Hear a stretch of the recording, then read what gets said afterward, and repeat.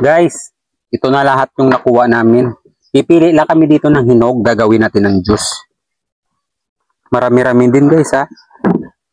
Mga nasa 10 piraso din. Sakto lang yung pagkahinog niya guys oh. Yan.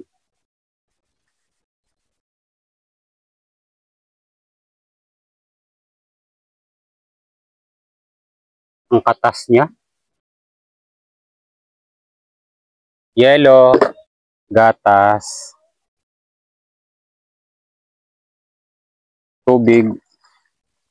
Yan guys oh. Yan. Sarap niyan guys. Sakto, mainit ang panahon. Yan guys.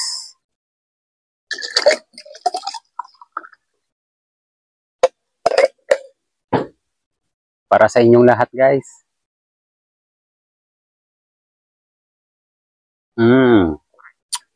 Grabe.